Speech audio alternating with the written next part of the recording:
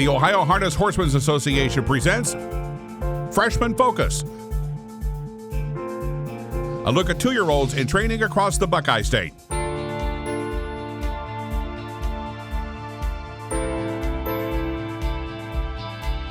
Freshman Focus is presented by Eldorado Scioto Downs. Racing begins May 11th with the next generation July 1st. By Sugar Valley Farm. Looking for your next quality standardbred racehorse? Look no further than Sugar Valley Farm in Delaware, Ohio. And by the Ohio State Veterinary Medical Center, caring down to a science. Now here's your host, Roger Houston. Welcome to another edition of Freshman Focus. We've traveled to the Delaware County Fairgrounds, the home of the Little Brown Jug, to visit with trainer Brian Brown. After these messages, we'll return and sit down and talk with Brian Brown. Your animals provide unconditional love. When they hurt, you want the best care available to help them enjoy life again. The Ohio State Veterinary Medical Center is here for you and for them. From heart disease to cancer, diabetes to broken bones, and 24-hour emergency services, Ohio State's team of experts make a difference in the lives of animals and the family members who love them. The Ohio State Veterinary Medical Center. Welcome back to this edition of Freshman Focus. We're here at the Delaware County Fairgrounds with trainer Brian Brown. Well, Brian, the trip back to the Buckeye State, I got a feeling the weather's been a little better for you here in Ohio coming home this time than it was last year. It has been. The first 2 weeks we were back, the weather was really nice, in the 70s, and then it got the rain and got cooler. Last month and a half hasn't been quite as nice. Yeah. You know, the wild thing here about Delaware, it seems like there's always wind because there's so much open space here. The one thing I notice, it's real windy. It has been windy this spring. Yeah. I don't know if I notice as much all the time, but you're right, we do get wind here. Has the construction at the grandstand affected the training operation? It hasn't, but we just have to be more aware because they have a lot of things going on and they're up close to the track, and some horses do get spooked. So you gotta be careful, the water truck, the tractor, or someone's training and you're jogging coming at you, that you don't get in a bad spot. Number of 2-year-olds that you got is about the same as last year? Yeah, we started with 40 and I think we're still in the mid 30s, under 35 maybe, but we started about the same. The 10 that we're taking a look at today, you got 7 down by the seasides, we got 2 lather up, and we got a racing hill. Kind of heavy on the down by the seasides. Yes, you know, he was great to me when he was racing. He's been really good to me with his babies. So, you know, my owners are sticking with them. They're a little harder to get, a little more expensive, but they've been really good to us. One thing we've learned from the other trainers this year on Freshman Focus is everybody has said you got to have a down by the seaside to compete. Well, it looks that way right now. I mean, he's been in most of the sire stakes. He won most of the finals last year.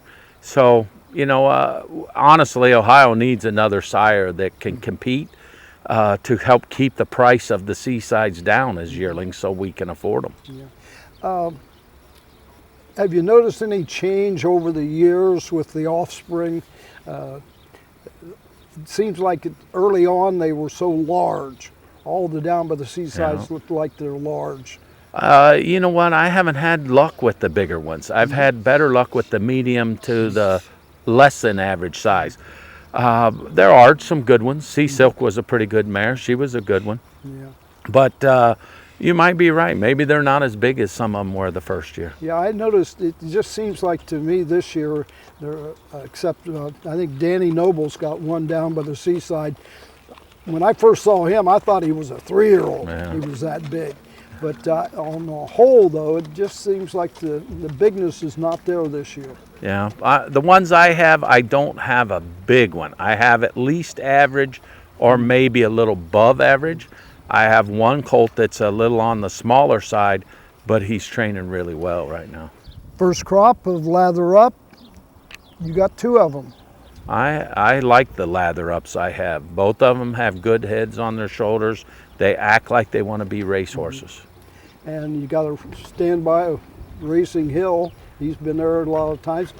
What's unusual about Racing Hill now is he's racing at the same time as his babies are going to be racing. I think they might have made a mistake. That horse, his first crop was average. His last 2 crops have improved a lot. So maybe he should have stayed at stud, because his horses are competing. There's a horse trained right here, Racing Rampage. Really nice 3-year-old. When you were at Spring Garden, how fast were your 2-year-olds? The ones that didn't come up until right at the 1st of May, they were in the 13 to 15 range. I did leave, I brought 5 home in 1st of April. They had been around 20, but they've all seemed to be about the same right now. When you brought them north, did you take them easy for the first couple weeks? Well, it's not a whole 2 weeks, but the first, we give them about 2 days off from the ship up, and then we just jog maybe for about 4 days, 5 days, and then we'll train. If they've been in 15, we'll only go around 20. I usually at least back up 5 seconds. This group this year handled it really well. I think I could have probably went in 15 right off the bat. But I've came home other years where they did take them a while to come around to this track. A lot of times there's a little sickness that they develop when they first come home. Did that take place this year? I had one 3-year-old get sick. My 2-year-olds did not. I worry more when I leave here in the fall and we've had it cold, say even mornings in the high 20s, low 30s, start getting that winter hair, and we go down there, it could be in the 80s. I have more trouble getting sick going from cold to hot than from hot to cold. Now, we know you got, say, 30-some 2-year-olds. How many 3-year-olds you got this year? I think we still have around 15 here. When I came home, we had left some up here.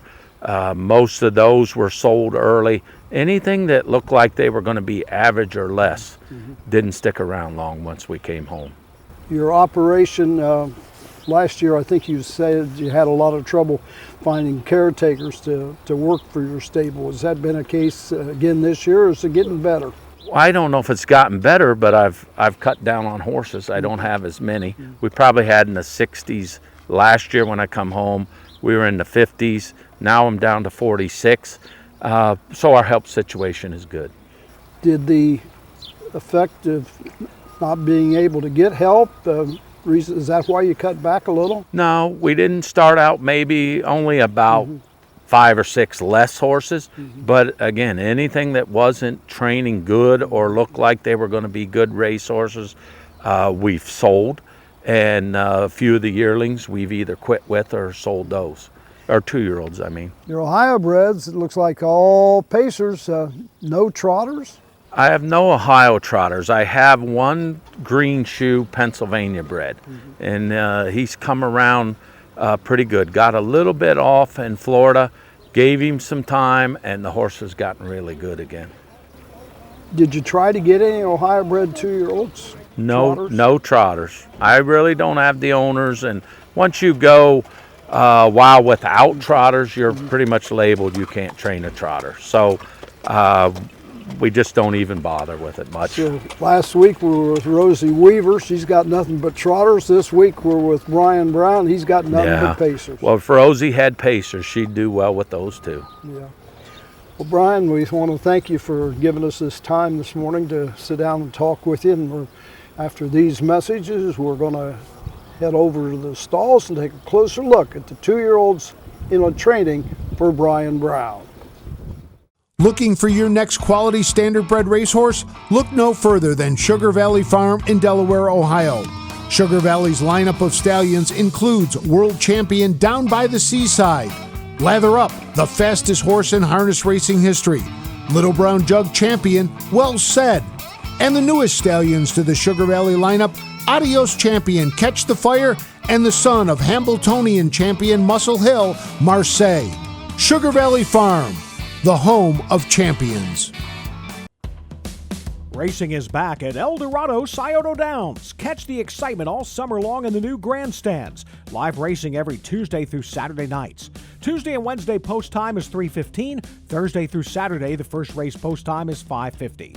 Mark your calendar to see the future stars with a $150,000 Next Generation on July 1st. Horse players earn points with the new Caesars Rewards program. El Dorado Scioto Downs. Live racing is back. Welcome back to Freshman Focus. Brian and I will go to the stalls now and check out 2-year-olds in training this season. This is the filly Heart of the Sea by Down by the Seaside, out of the mare Martinique by Rock and Roll Hanover. This is a pretty nice filly. She's like the normal Seasides, got a little too aggressive. We got her up here and we've opened her bridle. She's starting to come down, but she does show high speed. So I think once we get her calmed down, in Florida she was running out really bad. Now we've got her a little bit more calm. She's wanting to run in here on the half, but just a head pull or Murphy blind will straighten her up. With that, with the Murphy blind, she trained really good her last 2 times. Now, there's more to the story to Heart of the Sea and Magestic Seas. Tell us about that. Well, I have 3 of them that are stall walkers. They do not like being in the stall. In Florida, they had to live out in the field most all day. They came in long enough to get the harness on, jogged, and go right back out. And it worked out good down there. I don't have a place here unless I would ship them every day to have them out all the time. So here, it's the only barn on the fairground that has wooden petitions. So we could take them down a little bit higher than shoulder length. They can look over in the stall at the other horse. They're fine. They're actually even better than they were in Florida being turned out. So, how long did it take you to figure out that this would be the answer to their problem? Well, it's more of a guess than the answer. Some horses we've took log chains and clipped up here high on them, and it stopped them. It worked fine. Other horses it don't. We've tried mirrors, tires, cones, even a goat. Those things might work on that horse, don't work on another. This is just something we wanted to try, and we had to move them to this barn. And so far it's worked out great. We have all 3 here. They can see each other. Not a problem so far. So it was just nothing on the racetrack. It was just getting to be comfortable the other 23 hours a day. Right. Just get them to relax. This is the filly Heart of the Sea by Down by the Seaside out of Martinique. This is the filly Magestic Seas by Down by the Seaside out of Majestic Blue Chip by Rock and Roll Hanover. And this is the other filly that you had to modify the stalls for, but see, she's got a little nick there. Well, and we think she did it by getting into the petition, getting her head over it. There was a nail there that we didn't see, and as soon as we found the cut, they found the nail and they pulled it. Nothing more than just cut the skin. She had some staples in it, but she'll be fine. Healing fine and no problem. She trained the day it happened. So it hasn't slowed her down in that respect Not at whatsoever. all. Not at all. How's she been doing? This is one of our better ones. She's aggressive too, but she's a sister to Hullabaloo that won the Adios when he was 3, so it's a really good family. If I had to say, this is probably my best 2-year-old filly at this point. And how much you been with her? She's been in the 2.8 pretty handy. And race bikes coming up in a couple Next weeks. week. They'll train back tomorrow around 2:10, and by next weekend we'll probably be at 2.3, maybe a hair better. Now, that 2-3 mile, they'll be in race bikes. Yes. Now, that's still going to put us, almost right to the first qualifier the following week. Exactly. I'll train them twice in a bike. We'll go around 2-3, then hopefully back around 2 minutes. And the very next Friday, they'll be qualifying. Now, do you qualify your 2-year-olds twice? Yes. Yeah, just to give them, to me, it's just more training. You know, at qualifiers, you don't go all out. It's just basically a training mile with a clock on them. 2-year-old stakes begin, what, 1st of July, something like that? If you go to the new generation, I think that's the first week of July, then the sire stake will be usually the next week. Now, some of them, maybe you'll find a maiden race that you'll put them in, or will they all be in stake races right now? Depends. You know, I might have something go in the new generation, and if time allows, if it works, maybe somebody will go in a maiden first. This is the filly Magestic Seas by Down by the Seaside. This is the 2-year-old colt Wonderwall by Down by the Seaside out of Kativa Island by Western Hanover. Wonderwall, he's a little bit behind. He had a little bit of an injury in Florida, and we had to give him time to get over it, but he's coming around. He's been in 220. He'll be in 15 tomorrow. A little bit on the dumb side to start out. He wants to keep his head real high, and we're finally getting it pulled down. And when he gets it down, then he turns into a pretty nice horse where he's good gaited, you can drive him. So the checking him up is the main part that controls him, I guess. Right. We keep his overcheck really low. It's just he could go without an overcheck. The tie down is his most important piece of equipment. I see a lot of horses racing. Well, yeah, I think it's even a lot anymore. Racing without an overcheck. Yeah, I don't know why, other than in years past, especially when I was a kid, they always wore their head real high. You know, trainers kept their heads reined up high. We go with them now much lower. My guess it's just because they're much more natural athletes than they used to be. I remember way back when, I think Hyman Becker had a trotter, and if you check him up, he would immediately lay down. Yeah. And so, that stayed with him his entire career. 14 years old, he was still racing without an overcheck. Yeah. Yeah. So it's basically just something that's in that horse's head. It's just depending on the horse. Now, have you had these horses in behind the starting gate yet? In Florida, they bring the gate out at Florida every Tuesday and Thursday, starting in probably mid-February on the half-mile track. So we can go out there and jog behind the gate while they're training on the mile track. It's a big help. You mentioned it's a big help. Those initial experiences behind the starting gate are very important. Right, and you know, down there we're just jogging, so there's no getting them fired up behind the gate and everything. It's just calm all the time. This is the colt Wonderwall by Down by the Seaside. This is the filly Dress Me Up by Racing Hill out of Pure Note by Some Beach Somewhere. You have a predominance of fillies, it seems. We probably do have more fillies this year. And I don't know by bad luck, but some of the 2-year-old pacing colts didn't last this year. We've turned some out, probably even sold a few. So, but I probably did start with more fillies than colts this year. You know, thinking back at some of the others we've done programs with, they have more fillies too. So maybe this is a year of the filly. Maybe the fillies, there was more at the sales than the colts were. I'm not sure. Is this filly a classic Racing Hill? This, I don't know. I haven't had enough Racing Hills to really give you that opinion, but pretty nice filly. She's was really good gaited when we were breaking her.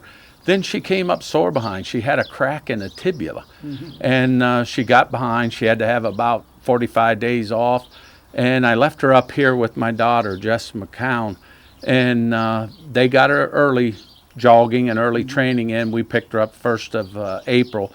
She's down to 20, ready to go to 15. She's improved a lot once we put her on EPM medicine. Now, normally you qualify them in June, the first stakes are in July.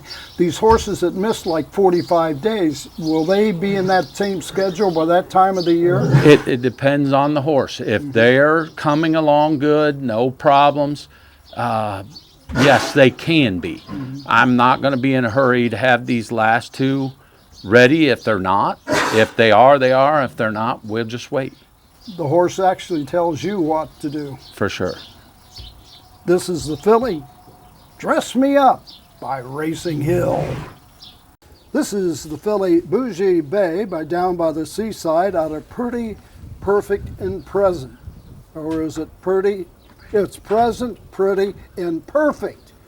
Where'd you get that name for this mare? That's the wife comes up with these names. This is a homebred of hers and Rich Lombardo's. Yeah. Now, present, pretty, and perfect was by Big Bad John. This is the down by Seaside filly, Boujee Bay. Homebred, family pet to a degree. Well, like I said, that's probably why we still have the broodmare as my wife's pets. But she pretty present perfect was a pretty good horse. She won everything as a 2-year-old but the final. Made a break in the final, came back to Delaware and won. Had some problems early at 3, got really good again, won in 51 a couple times, won the state fair race, chipped a knee in that race. Yeah. Raced her a little bit at 4, but she didn't come back, so we bred her. What about Boujee here? Bougee's turning into a nice horse. She's a typical Seaside, a little too aggressive, but we can handle her, but tries hard. Similar to her mother in that aspect. Her mother was a great trying, hard racehorse. So so far we have hope for her. She's been in 2.8 in a jog cart, so she'll be ready to go June 16th when we qualify. What is the fastest you've been with any of your 2-year-olds? That's it. And Really? you know, her, when my other guys train her, they're in jog carts. When I train the faster miles, I go in a speed cart, training cart. It just kind of evens it out a little bit. But no, she's training really good. Who knows? This is one you really want to, would really be nice if it'd be number 1 in the Right, stable. right. This, my wife, Rich Lombardo, and my kids own part of her. Well, at least I won't have to pronounce the dam all the time. Boujee Bay by Down by the Seaside. This is the filly Behest by Down by the Seaside of Endowment by American Ideal. This is a nice filly. She came on a little slow, got just a little bit off in Florida, and has come out of it pretty good. She won't be ready to qualify in June, but she is out of I believe, a full sister to Artspeak. Artspeak was a pretty good horse. Joe Sobraco, his partners owned in on him, so they wanted this one. And we had to go quite a bit higher than we expected on her, but we're glad we got her. Are fillies harder to train than colts? Not necessarily, because a lot of times fillies can be more aggressive and willing, and colts can come a little slower.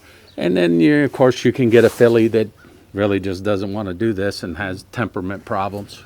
You use the term aggressive but willing.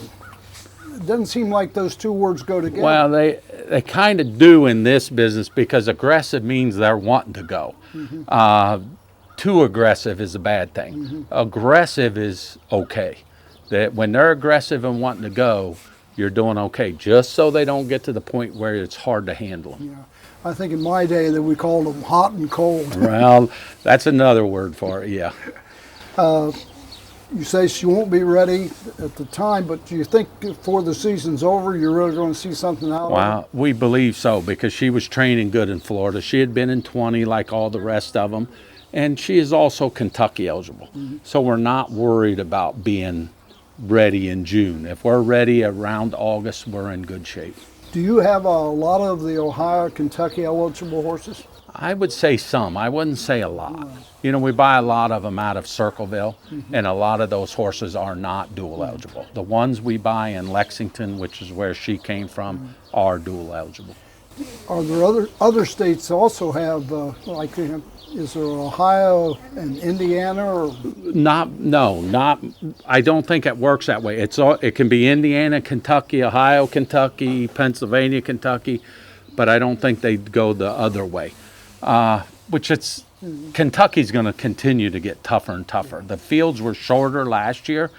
I think there's going to be a lot more Kentucky eligible horses this year, and it's just going to make it continue to get tougher down there. I was surprised when we did the Freshman Focus with Jeff Nice on there.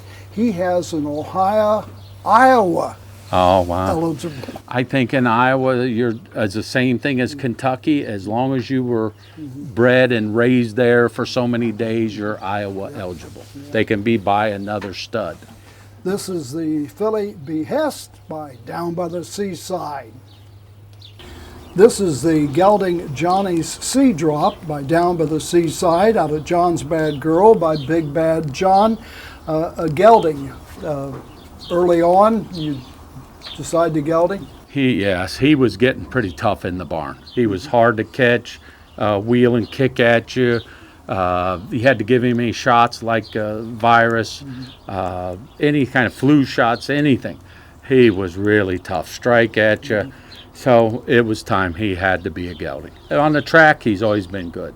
Now, when you gelding, did he calm down? Yes, he's much easier to deal with. You still got to be careful when you walk in to get him and make sure, you know, his head comes to you instead of his rear end.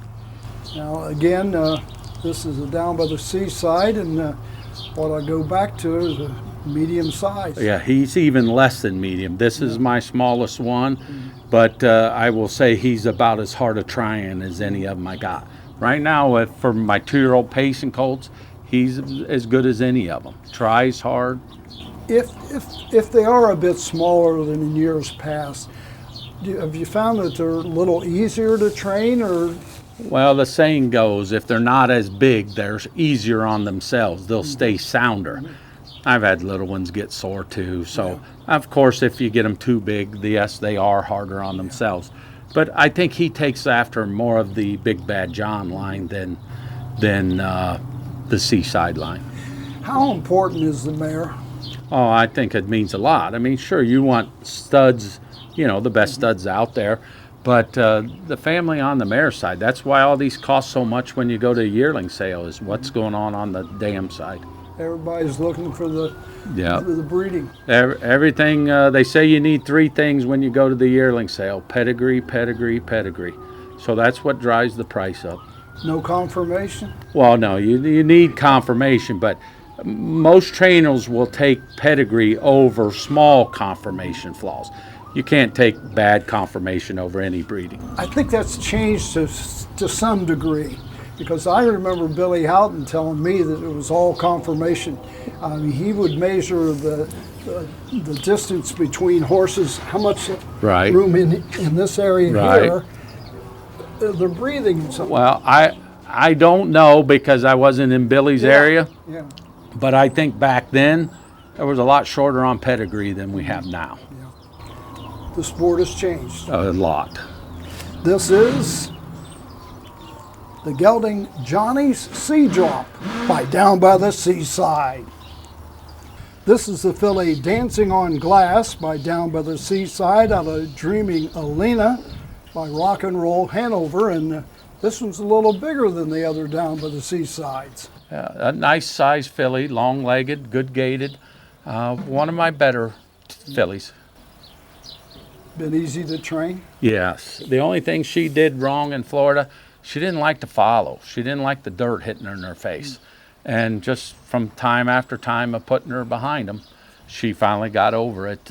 We tried the mask and everything, the fly strip you put over their nose. None of it worked. It was just time. Yeah. Had to get used to it. Yes. But even today, though, you think she's better on the front end? I would say yes. I'm hoping, you know, as time goes, she'll get over that. But she's still pretty good from behind. But yes, she does like it on the front better. How much does a horse change from just training into the qualifiers and then the qualifiers to the racing? There can be a lot of change, can't there? Yeah, yes, and again, that depends on the horse. The lazier ones, once you start putting them behind the gate, a lot of those will come out of being lazy. They'll start getting aggressive and racier. The ones that are aggressive and ready to race here, you just hope when you start putting them behind the gate they don't get too aggressive. But the ones that are already racy and know what racing is just out here training, they don't change a lot. Have you put them in race bikes since coming north? No, that'll be next week. Will that be their first time to race bikes? Yes. We'll go twice in a race bike, and we'll be ready to qualify. Do the horses take to the race bike, or? You just have to watch, especially some of these fillies, if they're big, thick, the bite gets to pinching them a little, they cannot like it, and they'll get the hump and wanting to kick. So other than that, I don't think it bothers them at all. This is the filly Dancing on Glass by Down by the Seaside. This is a 2-year-old colt, Up the Thrill by Lather Up out of You Thrill Me by Jate Lobel. You really like the Lather Ups. I have two, a colt and a filly. This one's a little more average size, maybe looks more like Lather Up. The filly's really big. This colt's been training good. He got sick in Florida right before we came home, and it got him behind maybe a couple weeks. But he's training okay. Is there a certain trait that they have? Of course, this would be your first Lather Up, so I guess the trait has not been developed. But yeah, I wouldn't know of it. I will say this about both of them. They're smart and want to be racehorses. So even the filly and the colt are similar in that degree. Yes, both of them act like they want to do it. How much do you have to pay for this one? You know what? I forget what he brought. Doc Hutchison and his son Randy bought this horse. I'm going to say probably in the 30 range. Yeah. Do you remember, going back to the sales, how the Lather Ups were accepted by the... I think they did good. I mean, again, the Seasides brought all the money, and the Lather Ups, of course, the nicer ones with the more breeding, brought pretty good. The filly we bought, I think we gave $51,000 for her in Lexington. You know, I think a lot of the trainers this year, they at least have one Lather Up because they want to be in on that first crop. Yeah, I mean, Lather Up himself, I don't know, I don't want to say he wasn't a sound horse, but I know he raced on a line, but he raced tough every time. At the time, he was the fastest horse we had in harness racing. Right. This is Up the Thrill by Lather Up. This is the filly Hot Shave by Lather Up out of Hot Tail by Captain Treacherous. Sure got some breeding here. Yeah, and I think she probably takes more after the Captain Treacherous line because she's a big filly. Yeah. But, you know, you always worry, the big ones, are they going to be able to get around a half and everything? I found it has more to do with soreness than size, but she's taken to the turns good. She gets around here good. Boots and other pieces of equipment that you add, do you usually put them on to begin with, or you go bare with them? Not until they need them. The less, the better. So it's different from trotting hobbles and Chris Beaver. Sure, sure. And, you know, trotters, they tend to hit more. You have to. Yeah. Pacers, you wear knee boots more than tenant boots more than anything else. Any free-legged pacers in your operation? No, but I don't know if any of them could be. I just don't do it. They jog free-legged. You know, a lot of them, that's all they can do is pace. So. Well, we noticed all of them were out there today, and I think of the 10 that we had, only, well, I saw 1 or 2 trotting a bit, right, which is always a good sign for pacers to trot like that. Right. I did see one that just never once hit the gate. Yeah, that's Johnny C. Drop, and that's just him. He did it in Florida all winter. So in Florida, he jogged in the hobbles almost every day. Yeah. Now, these, you jogged them today. What is their training schedule? Well, they trained on Tuesday. We're off Wednesday. Jogged today. We'll train back Friday. So does the weather play a factor? For sure. You know, our track can't take much rain. So it looks good for the rest of the week. We should be good clear into next week, even up to next weekend before we see any rain. So you try to hold to that Tuesday, Friday schedule, but you wouldn't be against back and Friday to Saturday. Right. When we came home, we got to train in a couple weeks, and there was 1 week and we only got to train once. So yes, you have to deal with the weather, but that's everywhere you go. And as long as it's just once here and there, it really doesn't affect their total progress, does it? It doesn't. I don't like to miss, but that's just me. And in the end, it might even be better for the horse. Now, when you're jogging your horses, certain miles that you go? Or? We go 4 mile with all the 2-year-olds and 5 mile with the 3-year-olds and up. Every day? Every day. And then, you know, they get a day off once in a while, but till these guys get down to 20 probably, other than Sunday, there's no days off. Do you have the ability to turn any of these horses out at any time, or you keep them in the barn all the time? No, we have round pens here that we can get them out. And then there's a farm here close, and then a farm up by Apple Creek, Spring Run Farm. We turn horses out there if they're needed to be out for a while. If it's only a day or a week, we'll go local here. They don't have the room to take too many, but we do have round pens. We try to get the fillies out as much as we can.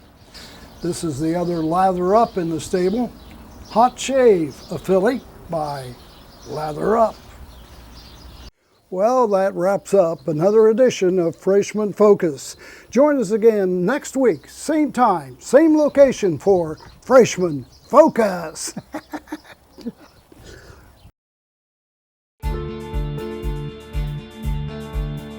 This has been Freshman Focus, a look at 2-year-olds in training across the Buckeye State.